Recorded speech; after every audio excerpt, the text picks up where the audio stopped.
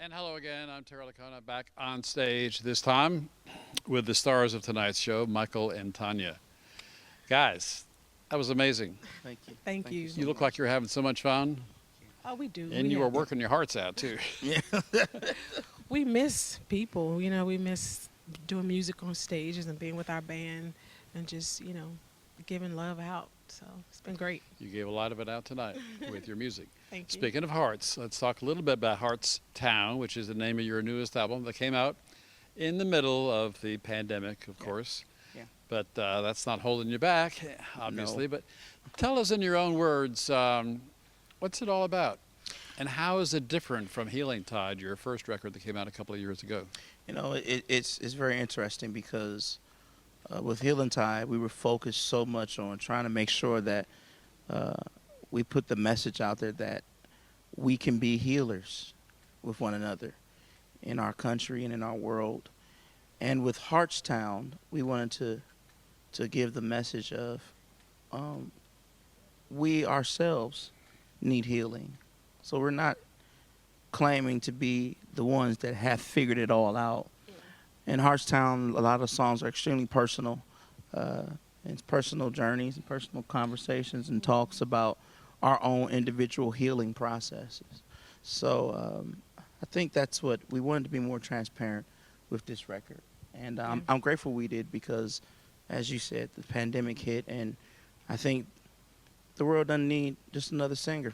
The world needs some truth and some healing, and we can definitely use a whole dose of healing right here in our broken but still beautiful country. Well, you both had your own interesting musical journeys before you crossed paths. So tell us, how exactly did that happen? How did you two first meet? It's going to sound really cheesy, but we met at a love festival Well, if it's true, we'll take it. in Laurel, Maryland. And It actually is true. it is That's so the weirdest true. thing about it. And it was the love festival, and I immediately fell in love with him as an artist, and I just had to know who he was as a person. And when I did, I was just floored at the kind of heart that he has, So, yeah, Well, I mean, smitten. as I said, you both had been performing in the past, Michael, in the military, and Tanya, you even actually sang with Lauryn Hill at one point. So, Yes. what made you decide to just give up your own musical careers, so to speak, and start from scratch as a duo?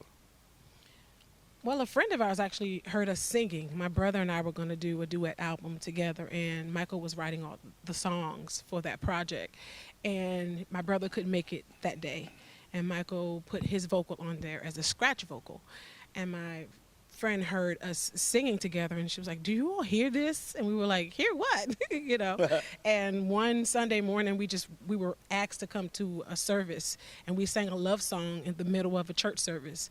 And the service was, We said sexy in church. yeah, we said sexy in church, and we got away with it, and the people loved it. And so when we went home and we watched the video, we were like, wow, Oh, that's pretty good. that's pretty good. And we just started rehearsing, and I found out how crazy he is when it comes to rehearsals, and we started doing 6-hour rehearsals every day, merging our voices together, and here we are. Sure. Yeah. There are a lot of stories behind your songs. Obviously, they're so personal, and so many people can relate to them. The song "5 More Minutes," I think, is the song that has the most personal story of all. And tell us about that. I know it relates to your experiences in the military, the two tours of Iraq that you served, Yeah. and the trauma with PTSD that you suffered when you came back. Yes. Well, first off, Terry, thanks for even asking. Yep, I served 2 tours in Iraq, and from there, I got what they call PTSD from service, and but I've been fighting very well. I've been fighting it and really trying to hold on, but in 2017, I was just tired. I had given up this particular time. I was tired of failing, tired of running out of money, tired of,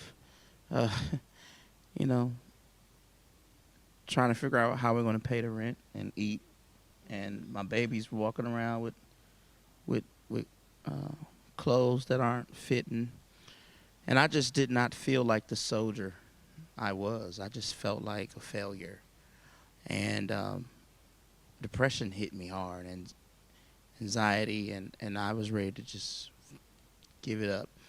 And I had a plan to end it all that day.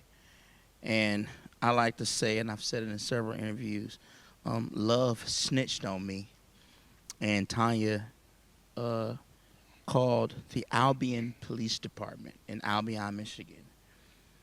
And I know that temperatures with the police and servants of the land and people are high, but I will tell you this. They came in and they took immediate interest in my life. And I remember my wife getting down on her knees and holding me by my face and saying, "Come on, baby, I know you have a plan in your head. I know you feel insignificant. I know you want to end this. But I just need you to give me 5 more minutes to love you. And I promise I'll give you reason to keep going." And the police officer said, "Come on, man. Listen to your wife. Give her 5 minutes. Come on. We need you here. Come on, Michael." And I could just feel the love, and I can feel the emergency of wanting to get me to understand that this is not the right plan. Stay here, get help, be loved. And I gave her 5 minutes. And that 5 minutes led to us being right here in Austin, on Austin city limits. I'm still living in the 5 minutes, and I'm grateful. There's obviously a deeper message behind that, and something that anybody can relate to. Everybody has had those low points where they felt like they couldn't go any lower. Yep. And there was no getting back up. Yeah. But there always is. And I think that our message as the Warren Treaty to our world, to our country, to our citizens of this country, to our neighborhoods, our communities, and even to our households and our living rooms, that you are not a failure. And you can always get back up. Yeah. You can always, and if you have a problem standing, we are here to give you that hand through our music and through our Instagram and social medias and all that stuff. We have vowed to be the band that just gives hope. And that's what we want to do with our career and with our lives. And that's why we make music. This pandemic has affected people in so many different ways, mentally, physically, economically, and so forth. From your own experience, what would you say has been the best and the worst part of living through a pandemic for these past so many months? And I'll dart right into this one, because for me, it was watching my wife beat COVID. She got it back in March. Yeah. And she suffered with it. And it was a point where she had us kind of scared there. Yeah. But I watched her read. I watched her study. I watched her get herbs and heat her body up and do all these home remedies. And before I knew it, I watched her fight and beat it and overcome. And what's been so amazing is just watching her health habits change. Yeah. And watching her get up early in the mornings and go into what she likes to call her prayer closet. You know, our country was founded on "In God We Trust," and we just believe that prayer still works, no matter who you believe in. And that's been a joy for me, to literally just watch her do what she does best, and that's fight and win.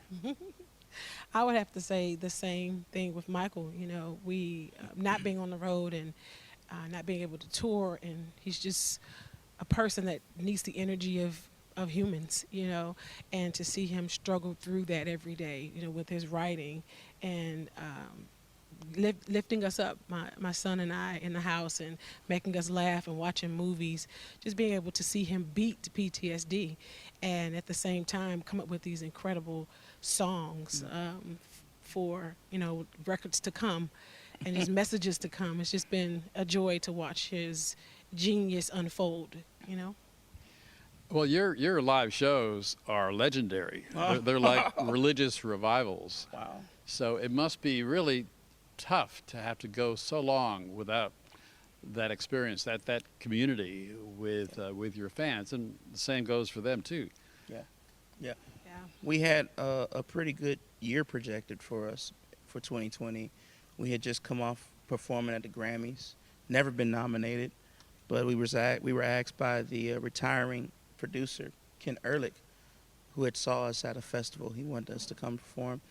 And then we got a message while we were out there that John Legend had wanted us to come on the road with him. And we also had found out that we would do a New Year's Eve show, possibly with John Perrin. So there was just some things that we were really excited about, going to Australia. Yeah. And then I think losing it all, it goes to show you where the cracks are in your character sometimes. Yes. Because the panic of the artist who is like, oh my gosh, like the money's gone. Oh my gosh, I got to support my family. That panic, it was there. And for me and Tanya, it wasn't there for us. The first thing we thought about was, oh my gosh, how can we keep everybody stable up here? Mm-hmm. How can we say it's going to be okay? We got to trust each other and trust our government and trust, no matter what you feel, trust the president, that office, whatever it is, trust that we're all going to work together to get ourselves through this. And we watched, the country sway, and we watched people lose faith. We watched people lose hope. We watched people get angry at times, and we watched people lose their lives and people die. And yet and still, Tanya and I just still felt and still believe that the American people are a resilient bunch. And if we just pause for a moment, we can get through anything. And that's been the thing for us with COVID. So when we have colleagues and friends, artist friends, and they're like, man, I don't know what I'm going to do, we're like, come eat over here. Yeah, let's have cool. coffee. Like, Yeah. Everything's going to be okay. And then we had those moments, those cracks that I'm talking about. It's like, wow, did we take these concert experiences that we had? Did we take them for granted? Did we just automatically just believe that they'll always be there and it'll always be like this? And when something like this comes, you instantly start thinking like, boy, did I take it for granted? And then that's when you start missing it and you start really wishing it was happening and blase. But we've got ourselves through it together. Yes. And it's just been a time for us of reflection and really searching ourselves, And thankfully, you guys wanted us here, and we wanted to be here, and we wanted to come. And how ironic we would come during this time, at least for that live stream, that we could show people that hope is still available. Well, we keep doing what we do here and have done for all of these years and decades at Austin City Limits. And you got to have hope to survive. Yeah. And everybody is looking to 2021 Oh, yes. with a lot of hope. Get out of here. That's Yeah. right. Yeah.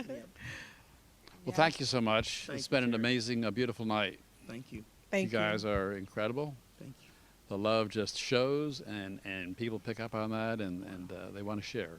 Thank you so much. So- Thank you. Best of luck to you down the road, Thank you. and we hope to see you back down this road sometime in the future. We Would hope love I have a to. feeling you've Thank got you. a lot more music waiting. Thank you so Thank much. you. Thank y'all. All right.